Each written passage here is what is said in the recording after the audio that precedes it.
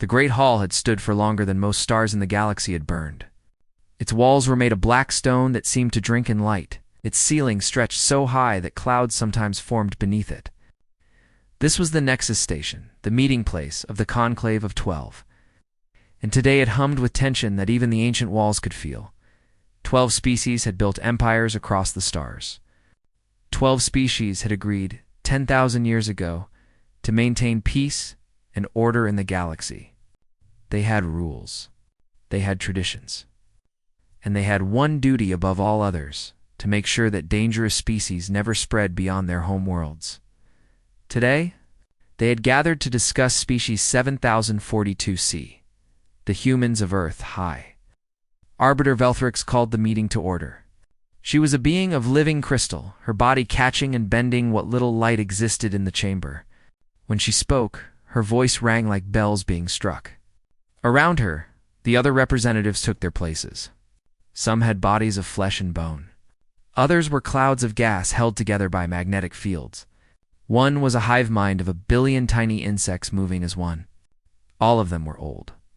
All of them were powerful. And all of them were worried. We have watched the humans for 70 of their years, Velthrix began. We have studied their broadcasts, their history, their behavior. Today, we must decide their fate. The first to speak was Ambassador Korath of the Militant Supremacy. He stood 8 feet tall, with gray skin like stone and 4 muscular arms. His people had once been conquerors, but they had learned the value of order. Now they served as the military arm of the Conclave, and Korath had personally overseen the destruction of 6 dangerous species. The evidence is clear, Korath said, his deep voice filling the chamber. He waved one of his hands, and a holographic display appeared in the center of the room. It showed a mushroom cloud rising over a city. They discovered atomic energy less than a century ago. Within years, they had used it to kill hundreds of thousands of their own kind. They built bombs that could destroy their entire world, and they pointed these bombs at each other. The display changed, showing wars and conflicts across human history. Soldiers marching, cities burning, refugees fleeing. The representatives watched in silence, their various forms of eyes fixed on the images of destruction. They fight constantly, Korath continued. They fight over land. They fight over resources. They fight over ideas. They fight over the color of each other's skin. They are a species at war with itself, and they are advancing technologically at a rate we have never seen before.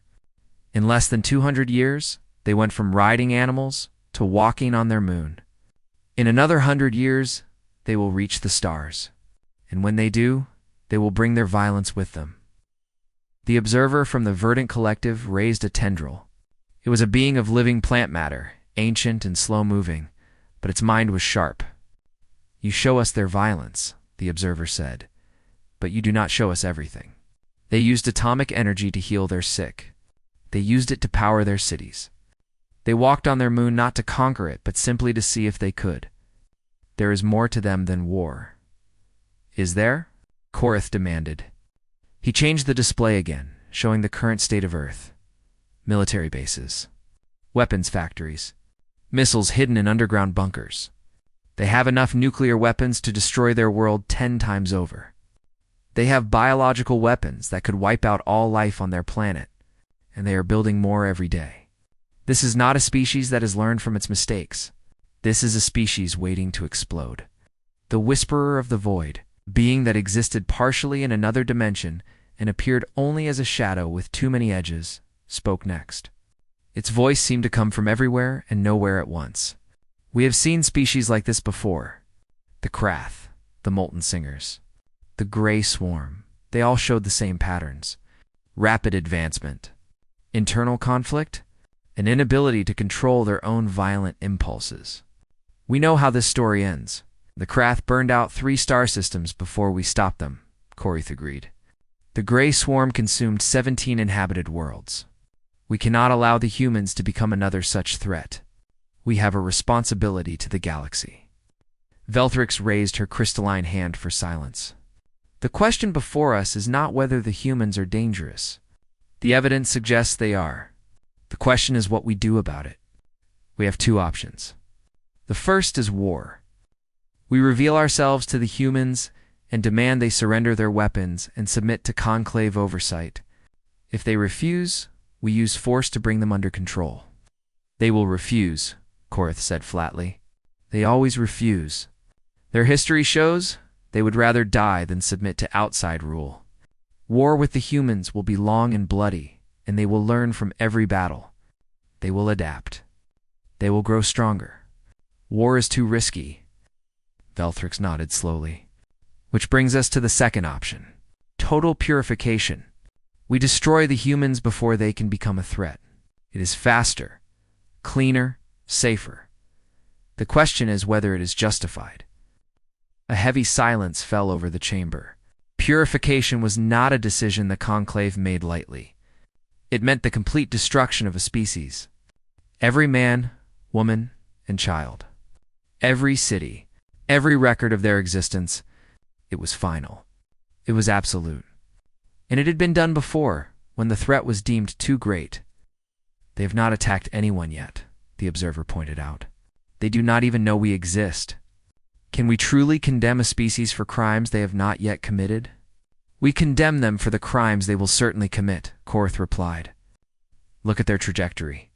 They cannot help themselves. Violence is in their nature. They will reach the stars and they will spread their wars across the galaxy. The only question is how many innocent species will die before we stop them. I say we end this threat now, while we still can.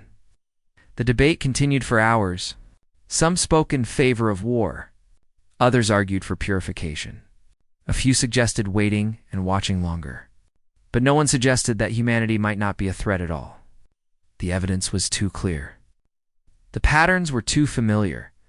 Finally, Velthrix called for a preliminary vote. 7 votes were needed for any action. War received 4 votes. Purification received 5. 3 representatives abstained, asking for more time to consider. We will reconvene in 3 cycles, Velthrix announced.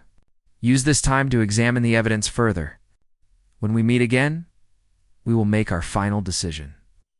The representatives filed out of the Great Hall, each lost in their own thoughts. In 3 cycles, they would decide the fate of 8 billion souls. 8 billion humans who had no idea that their existence was being debated by beings they had never met. In a hall that floated among stars they had never seen. On Earth, the sun was setting over a small blue world. Children were playing. Lovers were walking hand in hand. Scientists were dreaming of the stars. None of them knew that the stars were dreaming of their destruction. The countdown had begun, while the great powers of the conclave prepared their arguments for humanity's destruction. A smaller group gathered in a private chamber far from the main hall. They called themselves the Advocates. They were determined to save a species they had never met. Their leader was Counselor Yamara of the Ascended. Her people had silver skin that shifted like mercury and eyes that held the light of distant stars. 3,000 years ago, the conclave had nearly voted to purify her own species. They had been saved by a single vote, and they had spent the centuries since proving that they deserved to exist. Now Yamara felt a duty to give the humans the same chance her people had received. We have 3 cycles, she said to the small group assembled before her. 3 cycles to change the minds of beings who have already decided that humanity must die. It seems impossible, but we must try. The observer from the Verdant Collective was there, its plant-like body swaying gently even though there was no breeze. So was Trix, a young representative from a species that had joined the conclave only 500 years ago. And there was Morrow, a being of pure energy who spoke rarely but thought deeply. Korath showed them humanity's worst moments. Yamara continued. We must show them something else. We must show them what humans can be when they choose to be something better. She activated her own holographic display. The first image showed a battlefield from one of Earth's great wars. Soldiers crouched in muddy trenches, surrounded by death. But Yamara focused on one soldier in particular, a young man who saw a grenade land near his friends. Without hesitation, without even thinking, he threw himself on top of it. His body absorbed the blast. His friends survived. He did not. Watch his face, Yamara said softly. In that moment, he knew he was going to die. He was afraid, but he did it anyway. He chose the lives of others over his own. One individual, Trick said, "Korth will say this means nothing. Then let us show him more." The display changed. A flood was sweeping through a human city. The waters were rising fast, and people were trapped. But other humans were wading into the danger, forming chains with their own bodies, passing strangers from hand to hand until they reached safety. They were risking their lives for people they had never met and would never see again. Another image. A building was on fire, flames pouring from every window. Firefighters were running inside, not away. They knew they might not come out, but somewhere in that burning building someone needed help. That was enough. Another image. A human doctor during a terrible plague. She had worked 18 hours every day for months, treating the sick, comforting the dying. She had caught the disease herself. She kept working until she could not stand. She died in the same hospital where she had saved hundreds of lives. Another image. A war zone, bombs falling from the sky. A woman was sheltering a child who was not her own. The child belonged to the enemy, to the people who were dropping those bombs. But the woman held him close and protected him with her own body. Because he was a child and he was afraid, and that was all that mattered, the display kept showing more.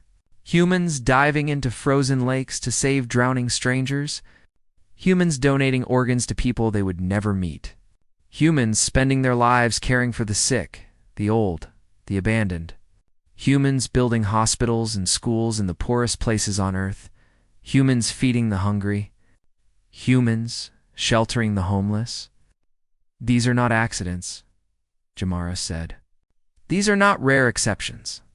This behavior is celebrated in human culture. They give medals for bravery. They tell stories about heroes. They teach their children to help others. They have a word for this. They call it heroism. And it is everywhere in their society. The observer leaned forward, its leaves rustling with interest. I have studied 10,000 species. I have never seen one that so consistently glorifies self-sacrifice. Most species celebrate survival above all else. Humans celebrate dying for others. It is more than that, Yamara said. She pulled up new data, numbers, and statistics that told an even stranger story. Humans donate blood. Do you understand what that means? They allow their own vital fluids to be taken from their bodies, knowing it will go to complete strangers. Millions of them do this every year. They receive nothing in return, except the knowledge that they might have saved a life. She showed more statistics. Humans adopting orphaned children, not just of their own species, but of other species too. Humans spending their own resources to rescue animals in distress. Humans creating organizations dedicated to helping others, funded entirely by voluntary donations. And look at this, she said, showing a graph of nuclear weapons over time. 70 years ago, they developed weapons capable of destroying their entire civilization. Today, they still have those weapons, but they have not used them. Not once in 70 years. Every single day they make the choice not to destroy themselves. Every single day they step back from the edge. Fear, Trick suggested. They are afraid of mutual destruction. Fear alone does not explain it, Jamara replied. There have been moments when one side could have attacked and there have been accidents and misunderstandings that could have started a war. Every time someone chose to wait, someone chose to verify. Someone chose peace over destruction. These were not decisions made by governments or machines. They were decisions made by individual humans who had the power to end their world and chose not to. Tomorrow, the energy being, finally spoke. Its voice was like distant thunder. You are saying they have looked into the abyss of their own extinction and chosen to turn away? Repeatedly, consistently, for 70 years. Yes, Mara said. That is exactly what I am saying. This is not a species out of control. This is a species fighting for control, fighting against their own worst impulses, and winning over and over again. The observer was quiet for a long moment. Korth sees their capacity for violence and believes it defines them. You see their capacity for sacrifice and believe that defines them instead.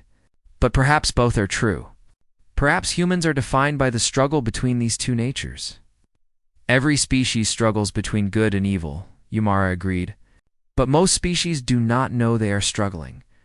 Humans are aware of it. They write about it. They debate it. They build entire philosophies around the question of how to be good.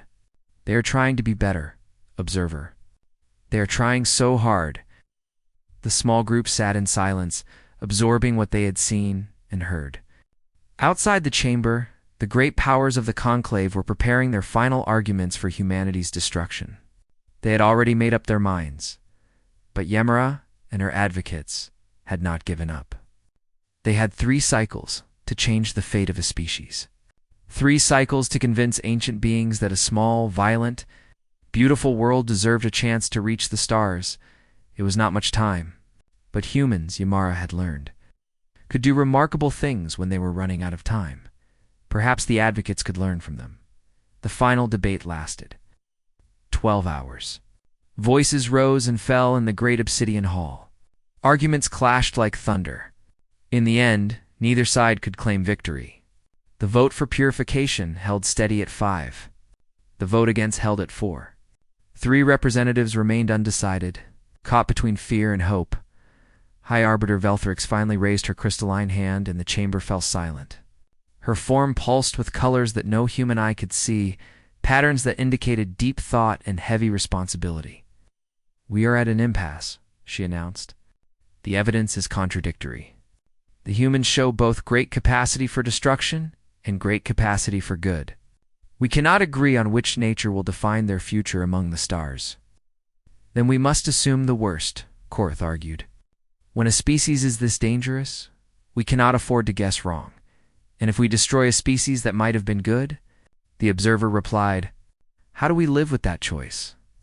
Velthrix was silent for a long moment. When she spoke again, her voice carried the weight of 10,000 years of wisdom. "There is another option. One that has not been used in 6,000 years? We could administer a test." A ripple of shock passed through the chamber. The test was almost forgotten, a relic of an earlier time when the conclave had been less certain of its judgments. It was considered crude, unreliable, beneath the dignity of such an advanced council. But it was also fair, Tess Yamara repeated, hope flickering in her silver eyes. "Yes. Let the humans prove what they are." Korth scowled, his forearms crossing over his massive chest. "And what test would you propose?" "Give them a weapon and see if they use it. They will fail." "They always fail," Velthrix said.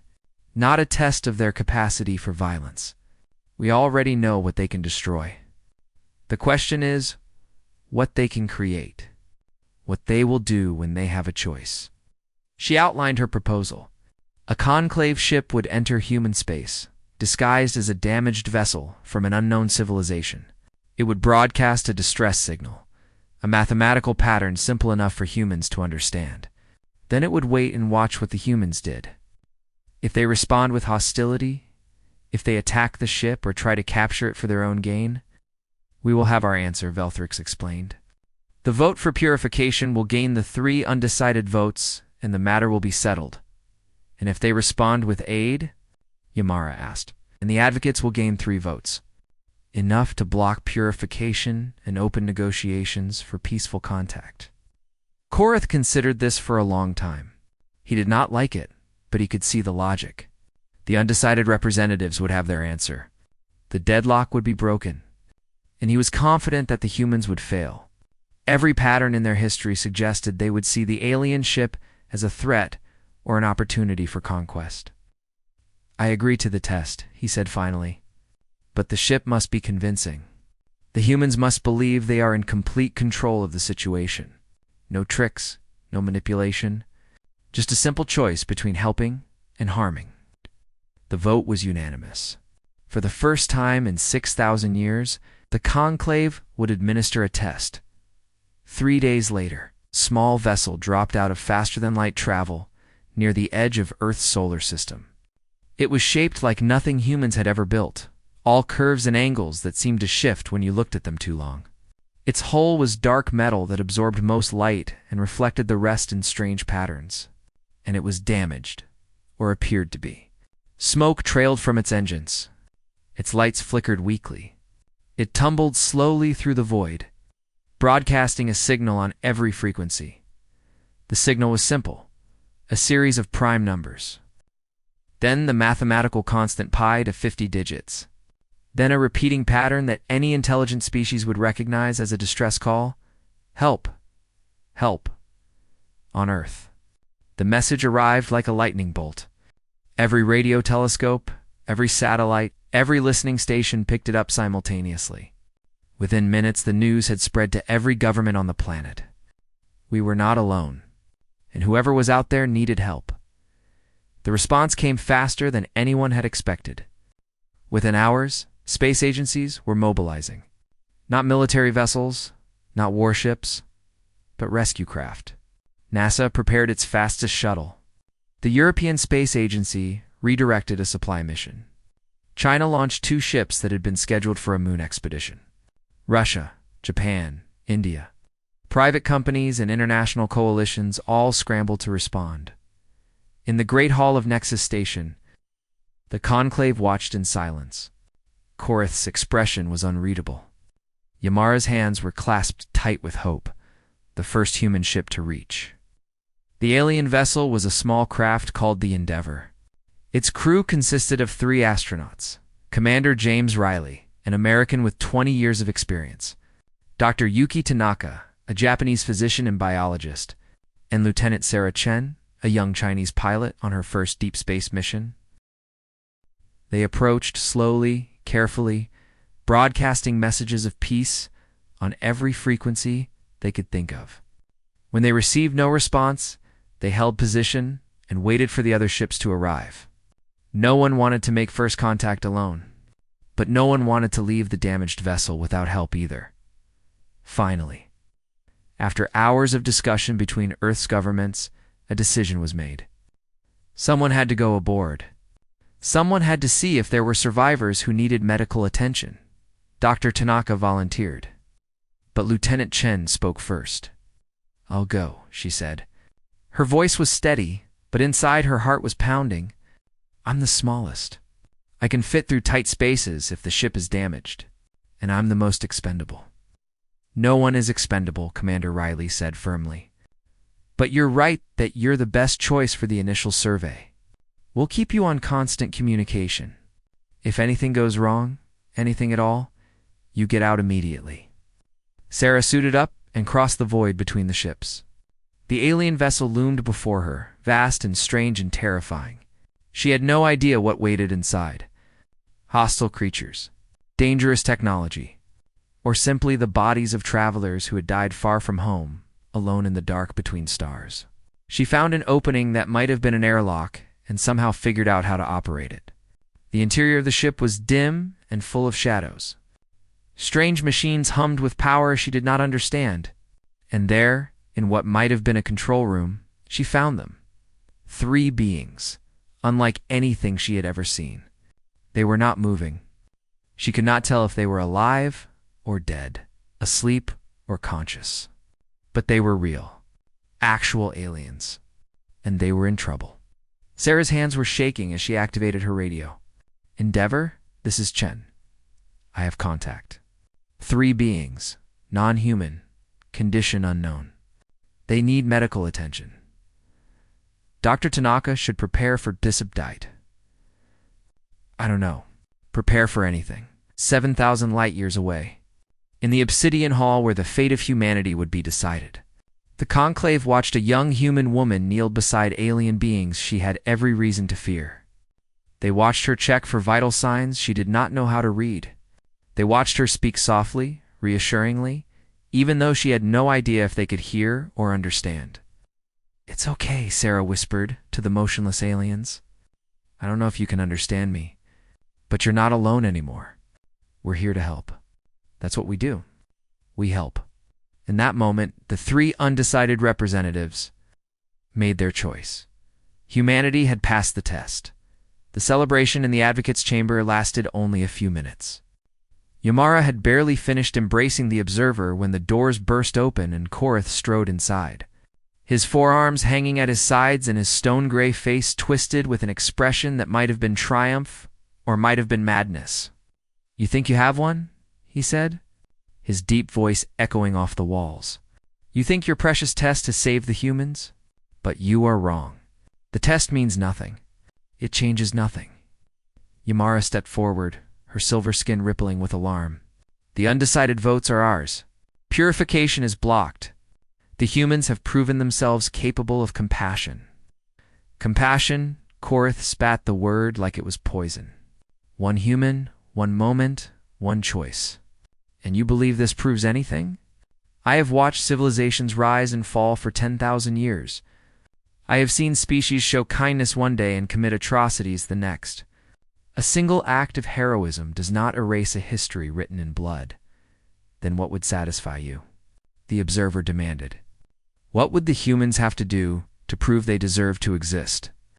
Korith's forearms spread wide, and for a moment he looked like a god of war from ancient mythology. "Nothing. There is nothing they could do. Because the decision was made long ago. The wheels are already turning, and no vote, no test, no act of compassion can stop them now." A cold silence fell over the chamber. Ymara felt her hope crumbling into dust. "What have you done?" "What I was always going to do," Korith replied. "What the militant supremacy has done for thousands of years. We protect the galaxy from threats. And we do not wait for committees and debates and tests to tell us what we already know." He activated a display, and the chamber filled with the image of space near Earth's solar system. Far beyond where the humans could detect, hidden in the cold darkness of the Oort cloud, something was stirring. Massive shapes, ancient and terrible, were powering up systems that had been dormant for centuries. "Cleansing Fleet 7, Korith announced. 300 vessels deployed 500 years ago when humans first began to show signs of advanced technology. They were programmed to remain hidden, watching, waiting. If humanity ever achieved interstellar travel, the fleet would activate and begin the purification process. If humanity destroyed itself first, the fleet would simply return home. Either way, the problem would be solved." Ymara stared at the display in horror. 300 vessels. Enough firepower to reduce Earth to ash, to boil away its oceans, to crack its crust and scatter its remains across the solar system. And they were already moving, slowly gathering into formation, preparing for an assault that humanity could not possibly survive. "You cannot do this," she breathed. "The Conclave has not authorized purification. The vote failed." "The Conclave authorized cleansing Fleet 7 500 years ago," Korith replied calmly. "It was a contingency measure, approved by a majority vote during a session you were not yet born to attend. Once a cleansing fleet is activated, only a unanimous conclave vote can recall it. Unanimous, counselor. Every single representative must agree, and I will never vote to spare the humans. Never." The truth of the situation crashed over Ymara like a wave. It did not matter that the humans had passed the test. It did not matter that they had shown compassion and courage. The fleet was already activated. The countdown had already begun, and there was nothing the advocates could do to stop it. "How long?" the observer asked quietly. 60 cycles, Korith said. "A little over to Earth years. That is how long it will take for the fleet to reach optimal bombardment position. The humans will never see it coming. They will have no warning, no chance to prepare, no opportunity to surrender. It will be quick and clean and final." "You are a monster," Ymara said, her voice shaking with rage and grief. "I am a protector," Korith replied. "I have saved more lives than you can imagine by destroying threats before they could spread. The humans are dangerous. Everyone agrees on that. I am simply doing what needs to be done, while the rest of you debate and discuss and delay." He turned and walked toward the door, then paused and looked back. "Enjoy your moral victory, counselor. Tell yourself that the humans passed your test. Tell yourself they could have been good. But in 60 cycles, none of it will matter. The humans will be gone, and the galaxy will be safe." The door closed behind him, and Ymara sank into a chair, her silver skin pale with shock. Around her, the other advocates stood in stunned silence. They had fought so hard. They had come so close, and it had all been for nothing. There must be something we can do, Trix said desperately. Some way to stop the fleet. Some way to warn the humans. Warning them is forbidden, the observer replied. Contact with pre-ascension species violates our most fundamental laws. And even if we warned them, what could they do? They have no weapons capable of fighting a cleansing fleet. They have no shields. No faster-than-light travel, no technology that could save them, Morrow. The energy being spoke in its voice like distant thunder. Then we watch them die. That is what you are saying. We sit here and watch 8 billion beings die, knowing that we could have done something, anything, to give them a chance. The silence stretched on. Outside the chamber, the galaxy continued to turn. Stars were born and died. Civilizations rose and fell. And far away on a small blue planet, humanity lived its final 2 years without knowing that the end was coming. Jamara stared at the display. At the distant shapes of the cleansing fleet gathering in the darkness, she thought about the young human woman who had floated across the void to help beings she had never met. She thought about all the images she had shown the conclave, all the acts of heroism and sacrifice that defined humanity at its best, and she made a decision. We tell them, she said. The other advocates stared at her in shock. That is treason, the observer said. You would be executed. We all would. Perhaps Yumara agreed, but we would die having done something right. We would die having given them a chance, however small, and that is better than living with the knowledge that we did nothing. She stood up and walked to the communication console. Her hands were steady as she entered the codes that would send a message across 7,000 light-years of space. A message that would shatter every law she had sworn to uphold. Wait, Trix said. We should discuss this. We should plan. We should think about the consequences. Yamara paused, her finger hovering over the final button. You are right. We should do all of those things. But we do not have time. Every moment we wait is a moment the humans lose. And if they are going to have any chance at all, they need every moment we can give them. She pressed the button. The message was simple, transmitted in mathematical patterns and basic symbols that any technological species could decode. It contained everything the humans needed to know: the existence of the conclave, location of the cleansing fleet, and the time they had left. 2 years. 730 days. Approximately 17,000 hours. On Earth, the message arrived in the middle of the night. It was picked up by a radio telescope in Australia, verified by stations in South Africa and Chile, and decoded by a team of mathematicians at MIT within hours. The world learned the truth. They were not alone. They were being watched.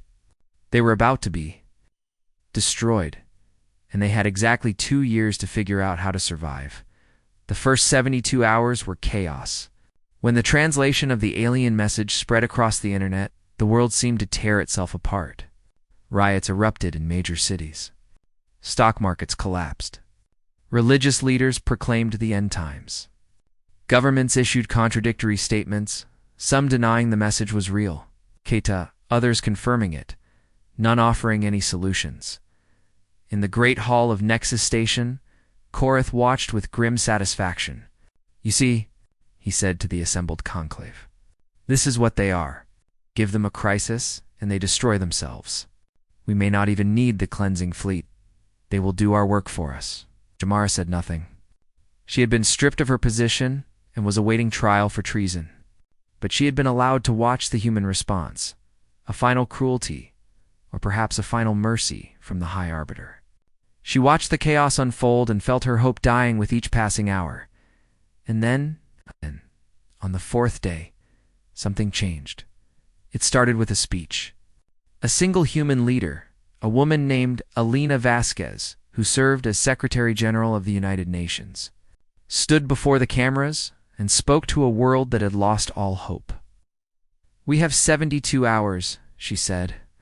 72 hours to decide what kind of species we want to be. We can spend those hours fighting each other, blaming each other, destroying what little time we have left, or we can spend them doing what humans have always done when faced with impossible odds: We can come together. We can work together. We can fight together, not against each other, but against the darkness that is coming for all of us. Her words spread across the planet. They were translated into every language. They were broadcast on every channel.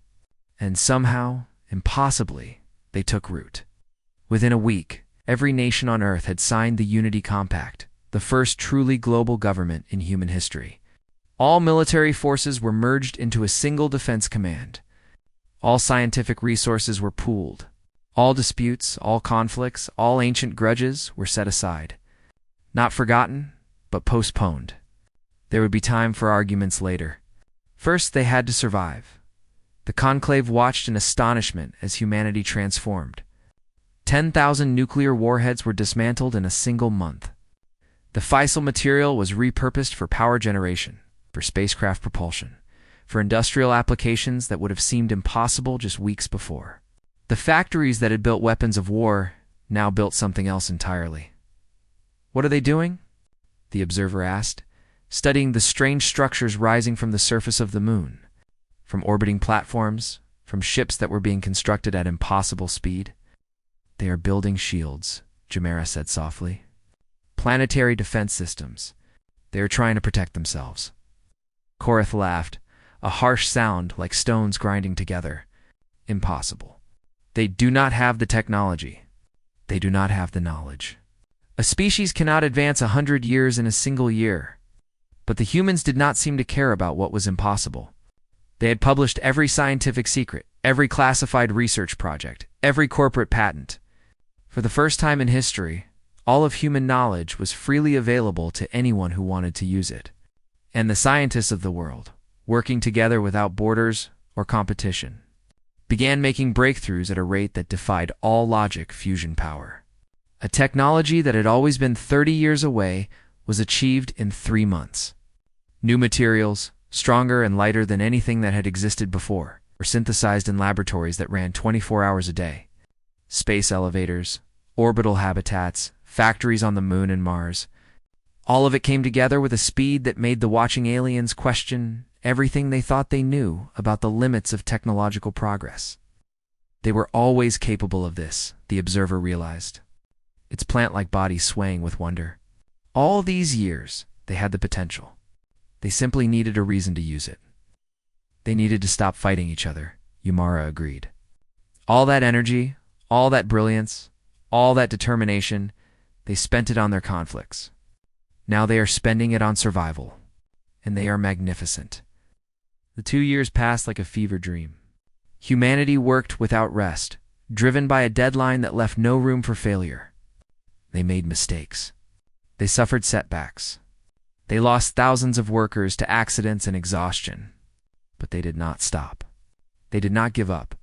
They did not surrender to the despair that had nearly consumed them in those first terrible days.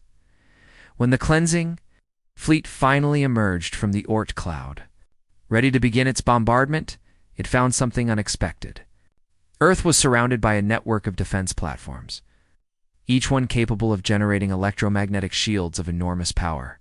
The moon had been transformed into a fortress, bristling with weapons that should not have existed. And between Earth and the approaching fleet, a human armada waited. Thousands of ships built in shipyards that had not existed 2 years ago, crewed by men and women who had trained for a battle that should have been impossible, the first volley from the cleansing. Fleet was absorbed by the planetary shields. The second was deflected into empty space. The third was met by a counterattack that disabled 6 of the alien vessels before they could fire again, in the obsidian halls of Nexus Station. The conclave watched in stunned silence as the battle unfolded. The humans were not winning, not exactly, but they were not losing either. They fought with a ferocity and creativity that the ancient fleet had never been programmed to counter. They adapted to every tactic. They exploited every weakness. And when their ships were destroyed, more came to take their place because humanity had built them not just to win, but to endure. The battle lasted 17 days. When it was over, 14 cleansing vessels drifted powerless in Earth orbit, their crews captured or fled. The rest of the fleet had retreated, damaged beyond the ability to continue the assault. The bombardment had failed. Earth survived, and then, instead of pursuing the retreating fleet, instead of demanding revenge, the humans sent a message. Not to the ships that had tried to destroy them. To the conclave itself. We received your warning. We understand your fear. We have spent our entire history being afraid of ourselves, of what we are capable of. But we have also spent that history learning to be better, learning to reach for something higher. You gave us 2 years to prove what we are. We would like to request a formal audience with the conclave of 12. Not to threaten, not to demand. To introduce ourselves properly, we think it is time the galaxy had a conversation about the future, and we would like to be part of it. High Arbiter Velthrix read the message aloud in the Great Hall. When she finished, the silence was absolute. No one spoke. No one moved. Finally, the observer broke the silence. They were given every reason to become the monsters we feared. They faced extinction. They could have raged against us, could have sworn revenge, could have become everything Korath warned they would be. Instead, they built shields. They disabled our ships instead of destroying them. They asked for conversation instead of demanding submission. They became something else. Something I do not think we have a word for. Jamera, who had been pardoned and restored to her position after the battle began, smiled through tears of silver light. They have a word for it. They call it human. The vote was unanimous. For the first time in 10,000 years, a species was granted full membership in the conclave without a probationary period. Korath abstained, but he did not object. He had seen what the humans could do when they worked together. He was no longer certain they needed to be feared. He was no longer certain of anything. On Earth, the news arrived at dawn. The war was over. The trial was over. Humanity had been accepted into a community of civilizations that spanned the galaxy. They were no longer alone. In cities around the world, people poured into the streets. They laughed. They cried. They held each other and looked up at the stars that were no longer distant and cold, but close and warm with the promise of friendship. They had faced the end of everything and discovered something incredible about themselves. They had found out what they could become when they stopped fighting each other and started fighting together and far away. In the obsidian halls where the fate of a species had been decided, High Arbiter Velthrix added a new entry to the records of the conclave. A new member. A new voice in the great conversation of civilizations. Species. 704. To see. Humans. Status. Full members. Notes: when faced with extinction, they did not despair. When given power, they did not conquer. When offered peace, they accepted. Recommendation: watch them carefully. They may have much to teach us. The stars were waiting, and humanity was finally ready to meet them.